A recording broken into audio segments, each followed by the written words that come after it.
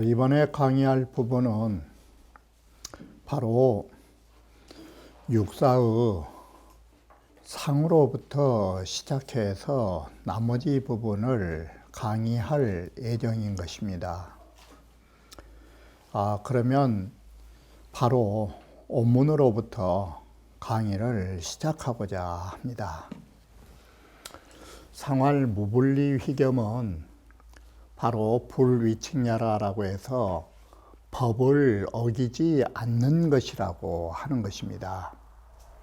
자, 법을 어기지 않는다라는 말은 뭔 말이냐면 잘못된 일을 하지 않는다라는 말이 되는 것입니다. 바로 법을 어긴다라는 것은 잘못을 말해주는 것이기 때문인 것입니다. 이렇게 해서 육사는 잘못된 과오를, 과실을 또는 과오를 범하지 않겠다라고 해서 어떤 과오냐? 바로 구삼이라고 하는 위에 있으면서 잘못된 일을 범하지 않겠다라고 말한 것입니다. 유고라 하는 것은 불부의 기린이니, 자, 항상 불부가 나오면 부유함을 가지면 양이 되고 부유함을 가지지 않으면 음이 된다라고 하는 거. 자, 이렇게 해서 불부로서도 바로 그 이웃을 가지게 되는 것이니 라고 해서 이것은 무슨 말이 되는가 하면, 자, 바로 유고라 하는 것은 곤사묘와 함께하는 상이 되기 때문에 그런 것입니다. 그래서 부를 가지지 않음에도 그 이웃이 바로 세계의 곤계의 삼음과 함께하는 상이니, 바로 이 곤계라고 하는 것이 대체로 어떤 것이 나오냐면, 이 곤계라고 하는 것은 육획이 나온 것은 바로 곤계뿐이 없는 것입니다. 하나, 둘, 셋, 넷, 다섯, 여섯으로 가장 많은 수요를 상징하게 되고, 많은 수요라 하는 것이 백성이라든지 또한 군사를 동원하는 상이 나올 수 있는 것입니다. 자, 그래서 리용침벌이요, 이러한 이웃을 가지고 뭘 해야 되느냐? 이 이웃이라는 말은 다른 말로 하면 병중이 나와버린 것입니다. 이 병사의 무리가. 그래서 이런 무리를 가지고 침벌하는 데 사용하는 것이 이롭다라고 하는 것입니다. 그래서 이롭지 않은 바가 없다라고 하는 것인데, 여기에서 우리는 항상 보다시피 음이라고 하는 것이 허약하기 때문에 자칫 허약한 데서 유약한 데서 그쳐버리면 안 되기 때문에 침벌이라고 하는 강함을 가지고 있다라는 거, 이것을 결론부터 말씀드리면 위덕병저, 위엄과 덕망은 동시에 갖춰야 한다라는 거. 이런 의미에서 음이라 하는 것은 반드시 문덕도 있어야 하지만 위엄도 갖춰야 한다라는 것을 상징하게 되는 것입니다.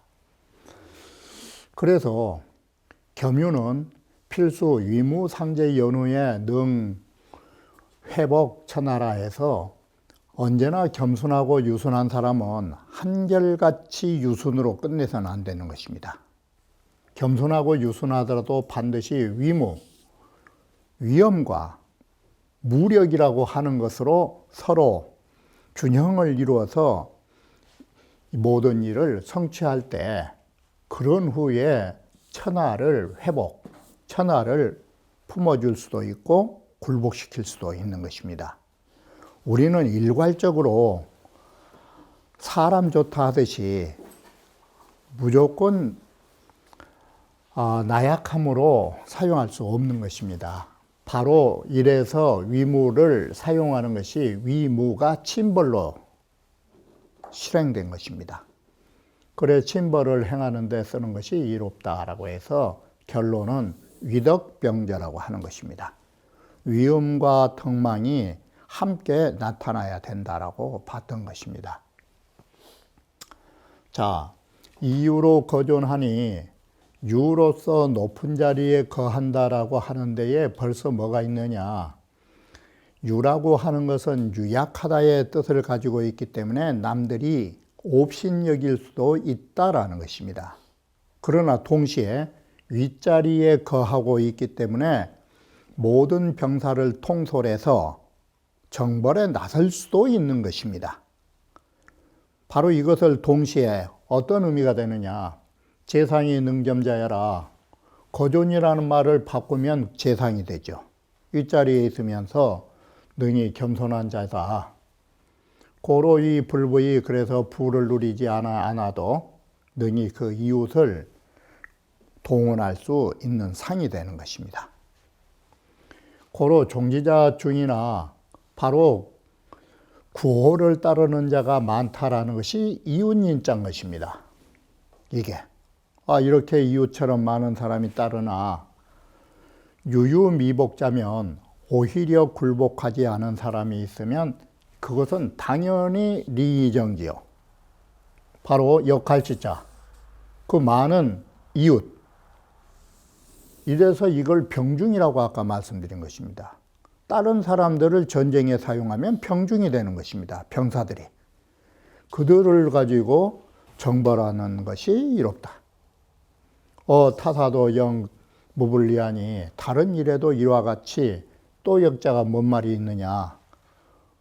우리는 다른 일을 할 적에도 위험이 있을 때는 위험이 있고 우리는 포용력을 가질 때는 포용력을 가지고 이 두 가지를 병행을 해야지 무조건 너무 압력으로 행사해서도 안 되고 너무 문약해서도 안 되는 것입니다. 이게 모든 일도 다 그러한 것입니다. 그래서 다른 일도 또한 이롭지 않음이 없으니 인유시덕적 사람이 이런 덕이라고 하는 것이 방금 본 것처럼 문무의 덕을 갖추면 이런 소리인 것입니다. 그러면 그 점처럼 좋아질 것이다 라고 합니다. 상활 리용침벌은 정불복이 하라. 리용침벌이라는 것은 불복, 굴복하지 않은 나라를 정벌하는 것이다. 바로 유하다 보니까 굴복하지 않은 나라가 있을 수 있다라고 생각한 것입니다. 사람이 유약하다 보니까 힘께나 쓴 사람들이 바로 높은 자리라는 것을 생각하지 못하고 굴복하지 않을 자 있을까 봐 그들은 정복의 대상이다 해서 용서하지 않겠다라는 말이 되는 것입니다. 그래서 앞에 말을 다시 말하면 문덕으로 소불능복이요. 문덕으로 좋은 말해서 굴복을 하는데 여기에다가 불용이무면 만약에 위력과 무력을 사용하지 않는다면 하이 평치 천하리요. 어떻게 천하를 평정할 수 있겠느냐고. 이게 만약에 문덕으로 굴복도 못 시키고 무력을 사용도 안 한다면 이건 비임금지 중도니 딱 그래 본 거예요. 이건 임금으로서의 중도가 아닌 거예요. 중이라고 하는 것은 문무의 도를 겸전하는 것이에요. 이것은 겸직과야라. 겸손이 지나친 것이다. 이런 것은 천하를 통치할 수 없는 문제점이다 라고 지적한 것입니다. 상육은 명겸이니라고 해서 바로 명겸이라고 하는 것은 유기에서 썼던 것하고 똑같은 해석 방법인 것입니다.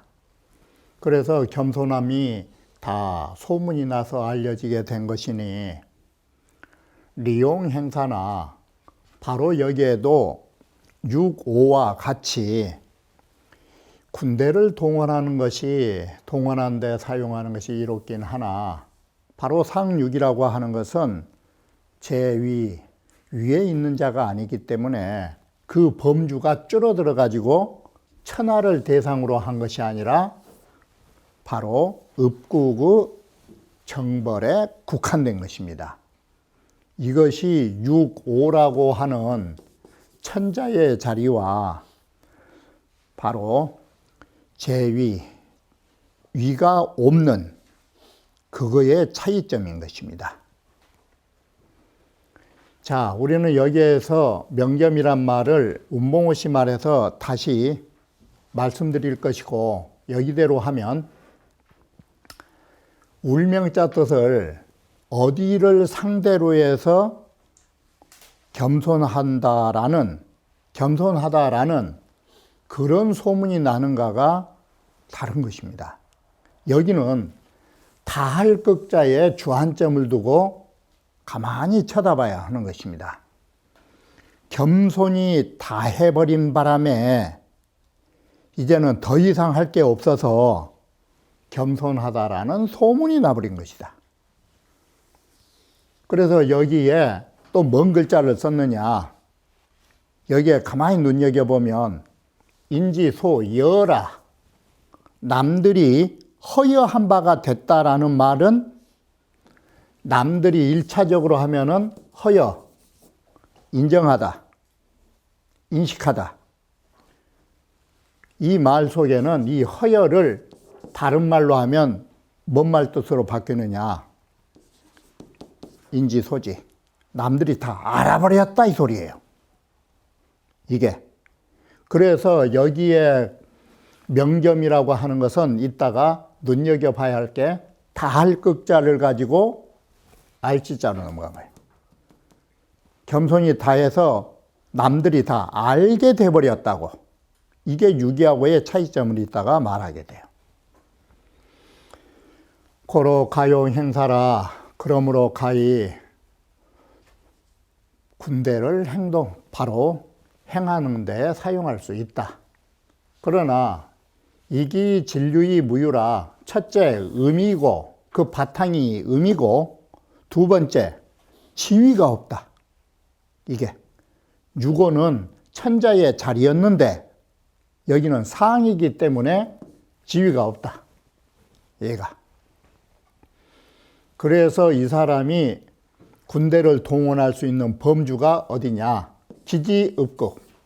그 자신의 고을, 그 자신의 소급, 거기만을 정벌할 뿐이다라고 하는 것입니다.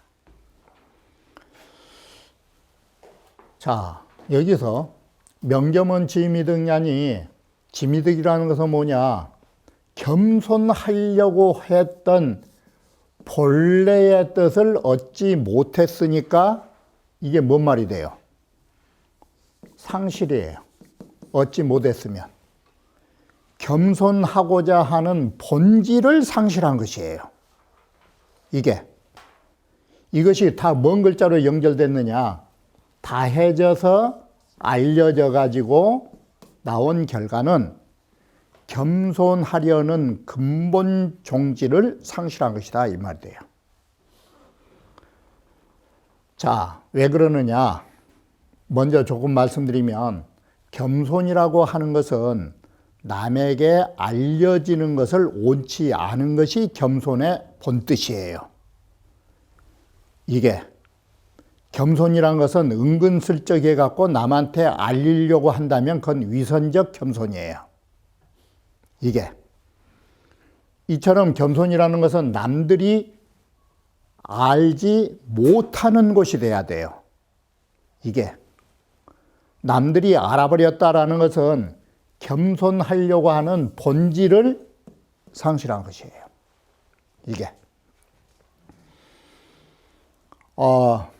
가용 행사나 가히 군대를 동원할 수 있지만 범주는 읍국을 정벌하는 데 그친다라는 사실을 알아야 한다.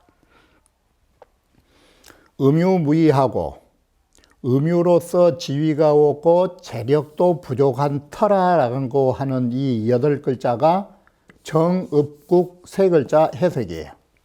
이게 사실은. 그런데 여기에서 앞에 글까지 종합해 가지고 기지미득하야 그 뜻을 얻지 못해가지고 이 지어 행사나 바로 군대를 동원한 데까지 이르렀다라고 해서 여기에서는 자기 하고자 하는 뜻을 이루지 못하여 군대 동원한 데까지 왔지만 연이나 적족이 또한 다만 좋기서 그 사업만을 다스릴 뿐 더 이상은 없다. 자, 그렇다면 이여상이 개왈 명겸은 하야오. 자, 여기에서 유기도 명겸이요, 상육도 명겸이에요. 왜 이렇게 명겸이 똑같냐? 그런데 여기에서 유기는 아셔야 하는 게 이 글을 잘 보셔야 돼, 이게. 바로 유저중이면 자연문어외라. 바로 이것을 그래서 앞에서 말씀드렸듯이 성어중이면 진실로 그 가운데 있으면이라는 구절하고 너무 똑같아요. 내 마음속에 정말로 겸손한 마음이 있으면 자연스럽게 바깥으로 나타난다라는 뜻이 문저외라고 써놓은 거예요. 그럼 이것은 어떻게 됐어요? 내가 그런 것을 나타내지 않은데도 내 몸에서 근본적으로부터 풍겨나온 것이 되는 거예요. 내면 세계로부터 외면 세계로 나왔다의 개념을 쓰니라고 가운데 중자를 썼잖아요. 이건 내자 뜻이에요. 그래서 내면으로부터 바깥으로 절로 우러나온 것이다 라는 거예요. 이게 내보이려고 안 해도 바로 숨길 수 없이 나타난 것이에요. 여기서 그래서 6.2에서는 가운데 중자를 쓴 것이에요. 여기가 내면에서 외면으로 보일 때 명자다. 이것이 6.2의 명자 뜻이에요. 이게 구분을 그렇게 했어요. 그래서 하계지 중효로 얹으라해서 가운데 중자에다가 안내자 뜻을 붙여가지고 내면성에 의하여 나타난다를 하계의 중효로서 이걸 말한 것이다. 자, 이것은 뭐냐? 그래서 운봉호 씨 이 글을 가만히 보면 대학에서 말하는 성어중이면 형어외니 고로 군자는 필신기독이 아니라 그 논조를 갖다 쓴 것이에요. 그러므로 선악이라 하는 것은 내 내면 세계에 선이든 악이든 존재해 있으면 불능어민지문이라. 자, 남들이 알려지는 것은 감출 수 없이 내 내면의 것이 바깥으로 나타난다. 이것이 유기를 말한다. 그런데 상육은 뭐냐? 항지어 극호와 하물며 그것이 너무 지극한 데에 이르르면 내면으로부터 외면으로 나타난 게 아니라 끝장에서 끝을 봤다 이런 뜻이 되는 거예요. 이게 하물며 다함에 이름이야 이 말은 여기에 다할 극자는 상육이라는 상자 뜻이 나오죠. 이 일이 다 돼가지고 한 것이야. 그래서 여기에서 먼 글자를 딱 써요. 상괴지 극해놨잖아요. 우의 괴에 다한 자리로 말한다. 그래서 이것은 너무 다가가지고 막장을 본 것이에요. 이게. 그래서 내면에서 우러나온 것하고 마지막에 가서 끝장을 봐가지고 나타난 건 다르다 이렇게 본 거예요. 본의에서는 유기지 명겸에서 본의에 글을 쓸 때 유기의 명겸에서는 주자가 뭐라 썼느냐? 유순 중정으로 이겸유문이라 하고 유순 중정의 덕을 가지고 겸손함으로써 절로 나타났다. 이게 내면으로부터 외면으로 나타났다. 이걸 주안점 둔 거예요. 근데 상에서는 주자가 뭐라 썼느냐? 겸극유문이라 딱 이렇게 쓰는 거예요. 겸손함이 너무 이제는 다 해가지고 절로 사람들에게 알려졌다 이렇게 봐본 거예요. 바로 이것을 놓고 말한다. 바로 이렇게 해서 우리가 모든 일이 다 해서 알려진 것하고 내면에 뿌리를 두고 알려진 것하고는 다르다 이렇게 된 것이에요. 육효총평을 우리가 겸계를 보면 겸계의 육효라 하는 것은 오음 일양이니 5개의 음의 하나의 양으로 구성되어 있는 괴라고 할 수 있는 것입니다. 양실음하라. 양이라는 것은 실상 내실을 갖추고 있고, 다시 말하면 허자의 반대니까 충실한 것이고, 음이란 건 공허한 것이다. 그래서 음계유구어 양자라, 공허한 것은 반드시 있는 데 가서 찾아야 되니까 음이란 모두 다 양에 추구함이 있는 것이다. 고로 이 구삼일양으로, 그래서 양이라 하는 것이 구삼이라는 하나의 양으로서 위괴지주하고 괴의 주된 효를 마련하고, 기제음효는 그 나머지 5개의 음효라 하는 것은 이 거삼의 온근으로 취이라, 삼과의 거리가 멀리 있느냐 가까이 있느냐로 그 효의 의미를 취하는 이 공식을 가지고 바로 겸계는 풀이해 나간다. 이게. 그래서 이사양효는, 자, 이효와 사효라는 것은 3을 중간에 두고 아래로는 6이, 위로는 6사, 이 두 효는 여삼으로 채근하니 바로 구삼이라고 하는 효로 가장 가까이 있으니 개유도고 양자라, 바로 이것은 모두 양에서 얻은 바가 있다. 바로 그렇다면 이것은 이 사는 어떤 측면이냐? 응의 관계가 아니에요. 이건 비의 관계예요. 이웃으로서 얻어진 것이에요. 고로 이는 명점정제를 했고, 사는 무분리나 휘겸을 한 것이에요. 이게.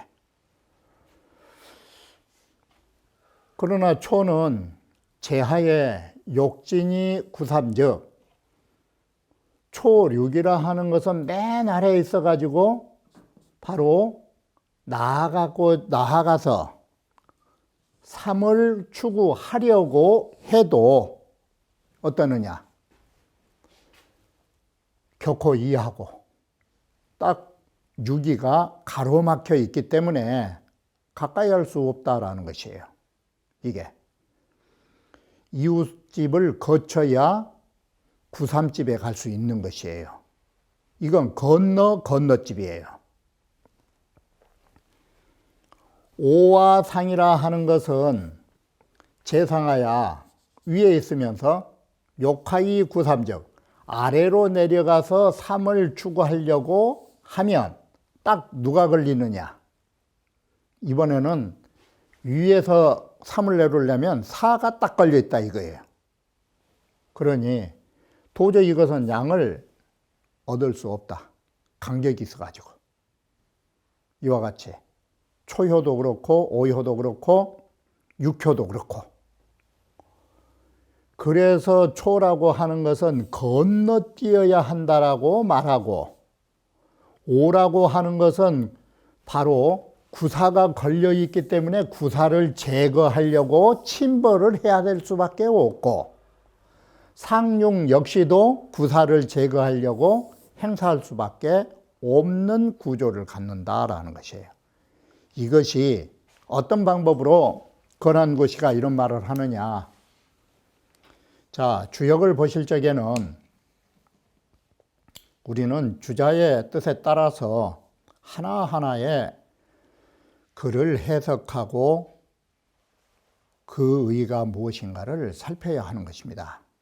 그러나 우리는 그 주를 무시하고 전체적인 육효의 도표적 측면에서 본다면 바로 구삼과 나머지 오음의 관계가 양과 음의 관계가 어떤 거리의 설정을 가지고 있는가로만 그를 본다면 바로 침벌이나 행사나 하는 대상들이 바로 육사라고 하는 점이라 하거나 초에서 용섭, 건너뛰어야 한다라고 하는 말들이 이게 구삼을 역할로 해서 구삼을 중심으로 해서 구삼을 만나기 위한 바로 행동 양상임을 볼 수 있다라고 하는 것입니다. 이러한 측면에서 주역이라고 하는 것은 다양한 각도에서 열어놓고 이렇게 보면은 겸계의 육효가 바로 구삼을 중심으로 해서 어떤 관계를 가지고 있는가를 도표처럼 볼 수 있는 것입니다. 우리는 이와 같이 육효를 볼 적에 이런 전체적인 구조적 측면에서도 살펴보지 않으면 안 되는 것입니다. 그러면 다음 강좌에 이어서 말씀드리기로 하겠습니다.